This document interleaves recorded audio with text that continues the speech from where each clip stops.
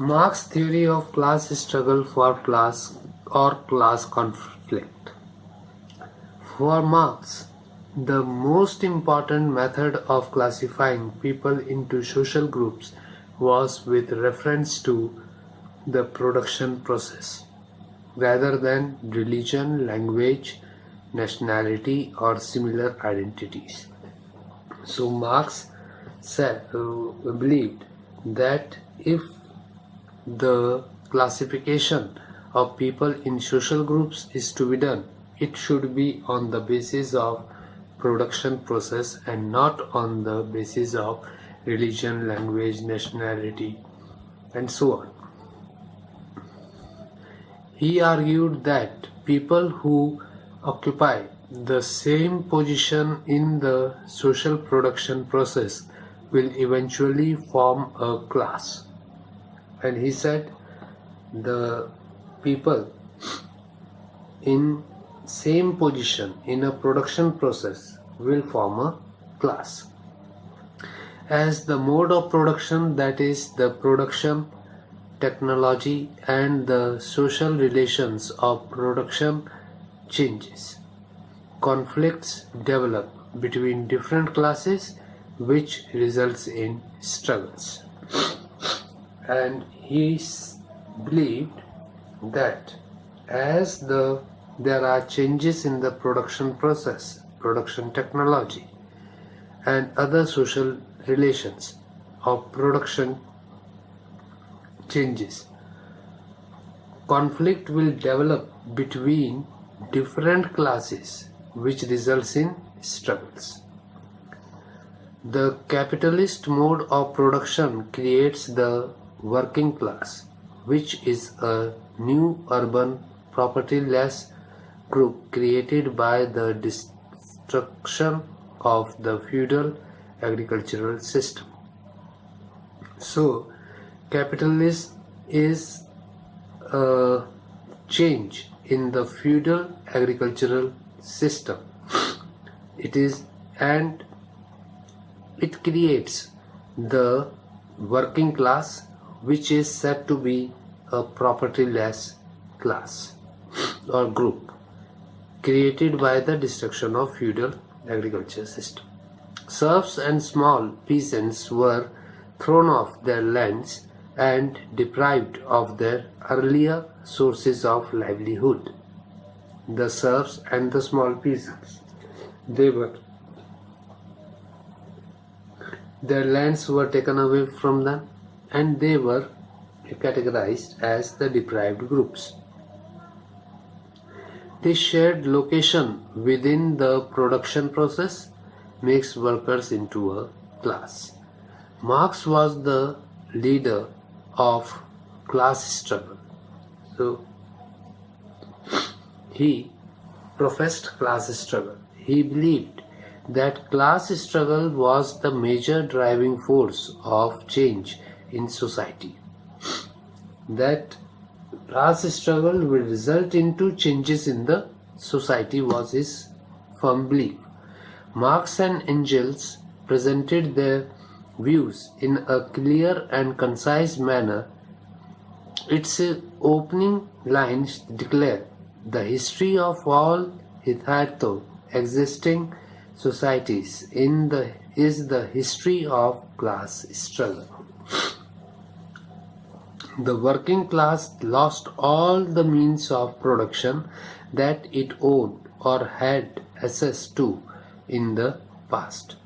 The working class, which used to have or used to possess the means of production, they all were taken away from it. Thus, in the capitalist social system, workers had no choice but to sell their labor for wages in order to survive because they had nothing else.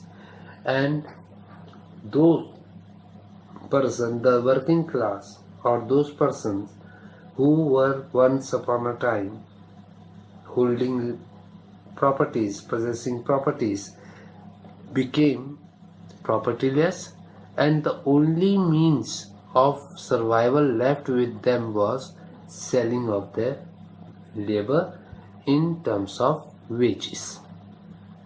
Even when two classes are objectively opposed to each other, they do not automatically engage in conflict. For conflict to occur, it is necessary for them to become subjectively conscious of their class interests. So when two classes for a particular objective oppose each other, they do not automatically engage in conflict. For conflict to occur, it is necessary for them to become subjectively conscious of their class interests and identities, and therefore also of their rivals' interests and identities. So for declaring an opposition by one class on the other,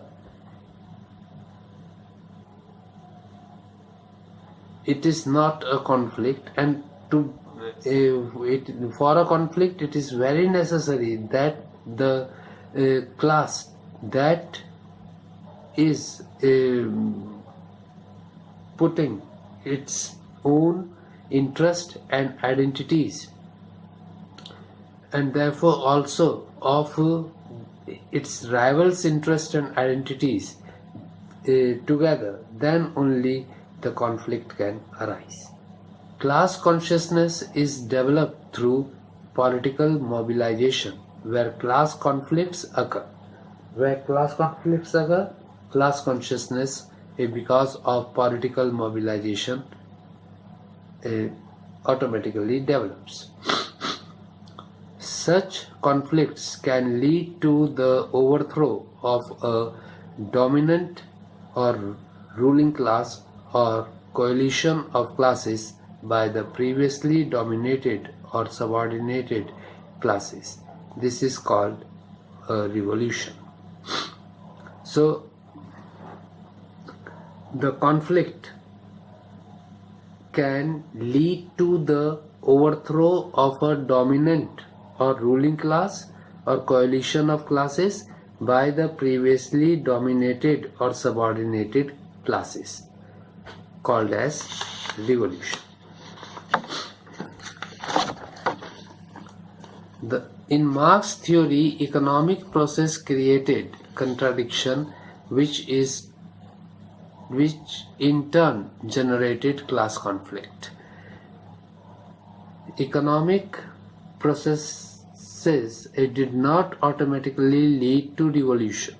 Social and political processes were also needed to bring about a total transformation in society. This dominant ideology or way of seeing the world tend to justify the domination of the ruling class and the existing social order. So, the dominant ideology is a way of seeing the world to justify the domination of the ruling class and the existing social order. Dominant ideologies are not always successful, and they can also be challenged by alternative worldviews or rival ideologies.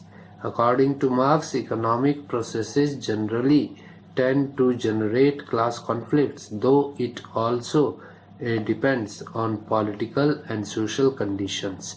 In given favorable conditions, class conflicts culminate in revolutions.